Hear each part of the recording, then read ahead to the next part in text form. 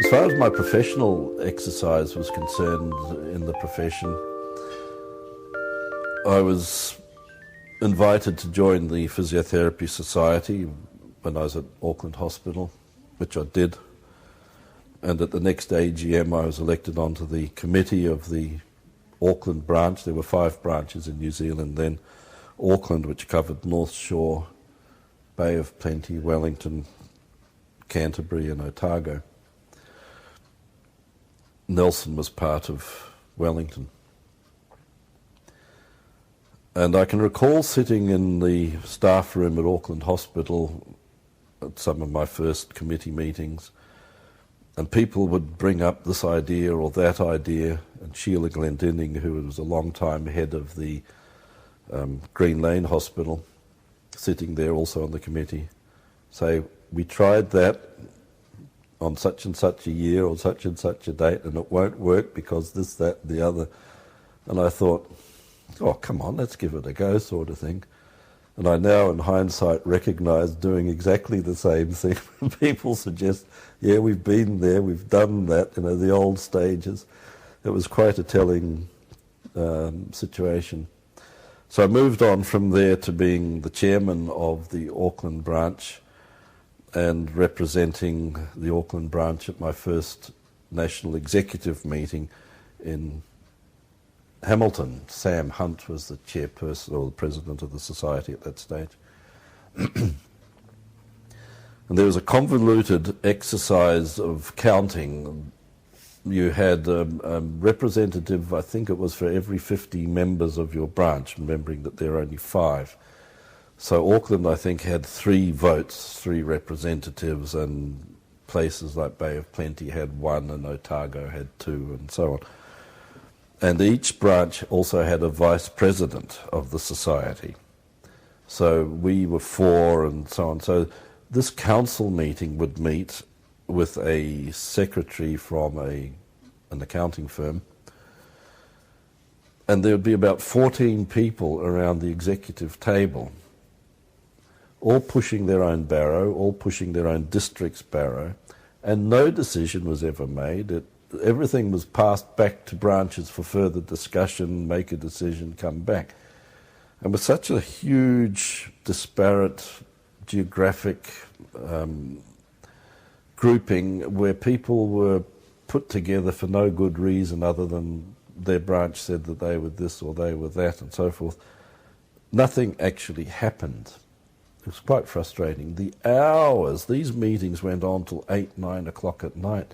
I recall coming home saying to my wife on a Saturday, oh yeah, I'll be home in time for the dinner tonight. We had guests coming. I didn't get home till 11 o'clock that night, and you can imagine how popular I was too.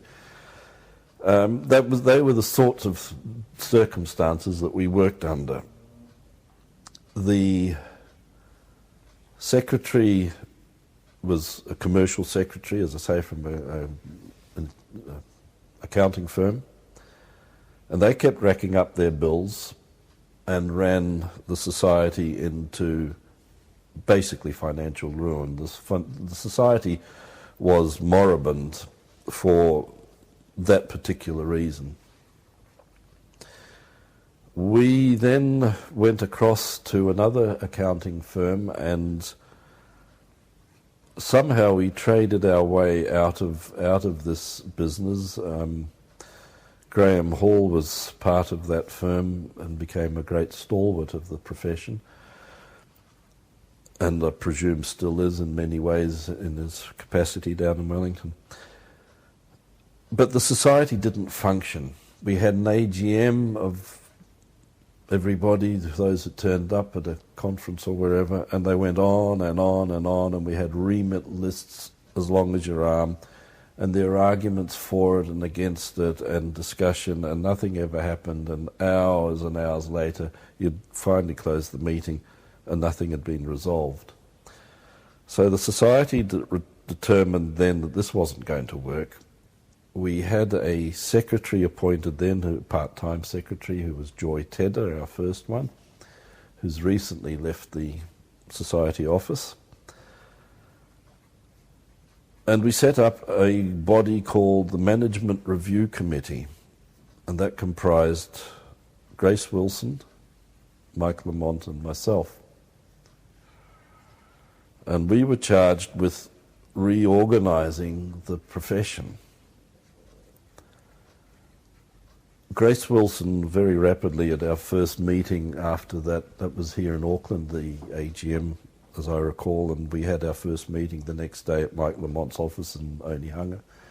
And Grace Wilson sort of got herself into the chair of this committee, and she ran it with an iron fist, and I take my hat off to her. I have learnt so much from her in terms of meeting protocol and how to get things organised and minutes and all the rest of it.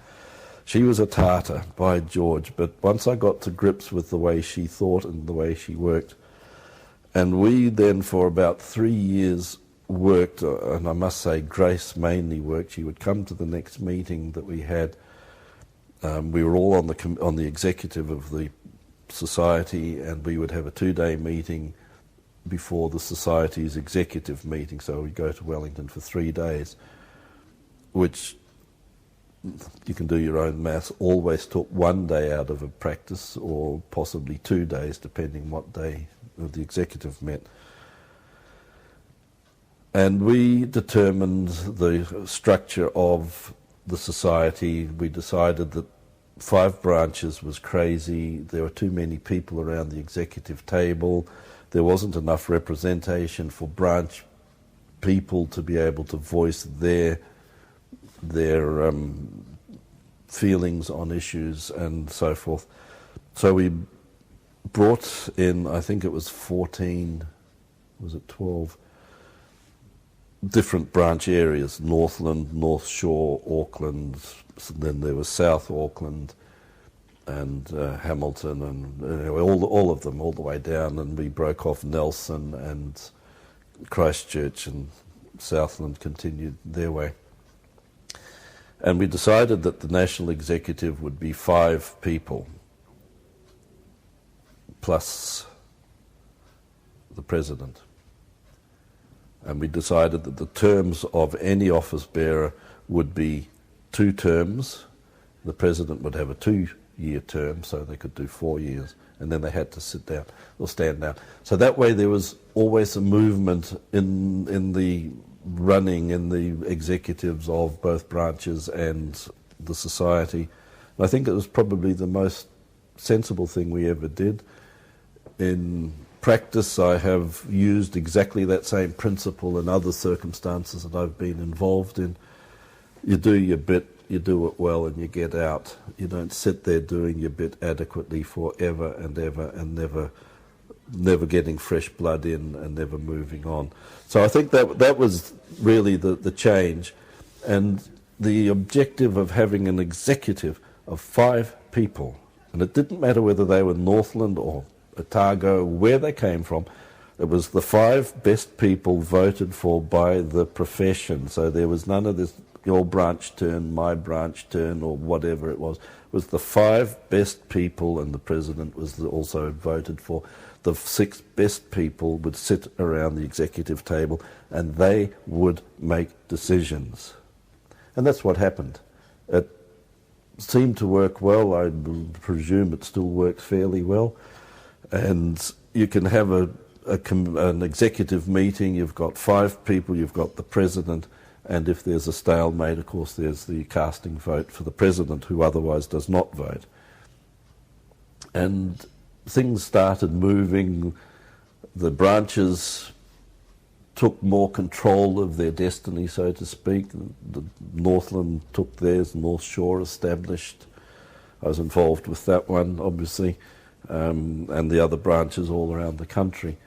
And I know that the existence of branches has waxed and waned over the year, and is it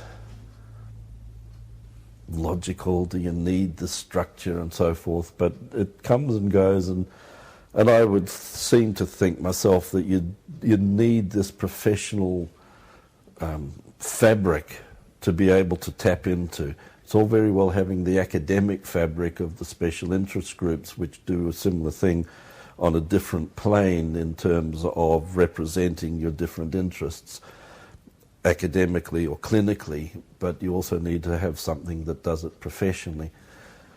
So that was a legacy that we had there. And I must say that AGM Wilson, who lived up to her initials, I think we humanised her to a degree. We used to tell her, we had another person on the committee that came on from Upper Hutt, a Dutch physiotherapist, who came out with the filthiest jokes that had Grace Wilson tutting in the beginning and roaring with laughter by the time we finished with her.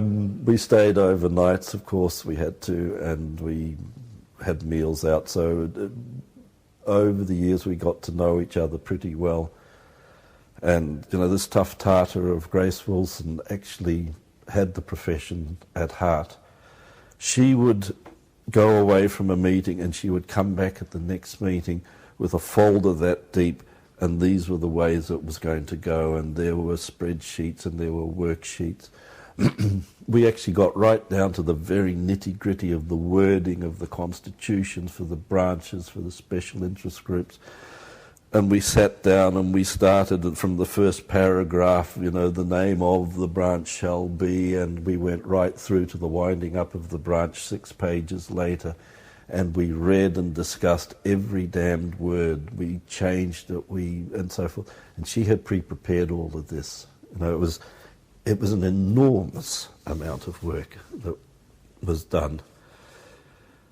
Management Review Committee remained in being for some years afterwards and looked at a few other things and so forth. But basically, its use had been done. It was gone, and was eventually disbanded. But it was a group at the time that was hugely instrumental in putting the profession into the direction that, or the society, the profession, into the direction in which it is still going now with the branch structure, the executive structure, allowing people to make decisions without just constantly harping about and worrying about geographic limitations and so forth. That was all a good move, I believe. It was exciting times. It was a lot of work. Didn't get paid for it. In fact, in those early days, we had an allowance from the society for, I think they paid the airfare in full, and they gave us a daily allowance, which by the time you paid for car parking and taxis and more taxis, and for meals and for a night's accommodation, we were actually paying out of our own pockets quite substantially in those early days, because the society was bust, as I said. You know, it was financially really at a difficult place. My wife often says, yeah, you did it for nothing, and now look at them. But, you know, that's the way history goes, and that's the way it was. And I must admit, I've never told her or let her realise quite the degree that actually went into that. It was, for people like, well, for all of us, it was not only money out of your pocket that you spent, but it was actually also, of course, money that you didn't earn because you weren't practising. And I dare say Grace Wilson and the other hospital-employed people had much the same. They had to take a day's leave in lieu or something like that, or use up one of their days in lieu for doing a weekend's work or whatever it was. But, you know, we all had to contribute fairly well in those days to make those things work.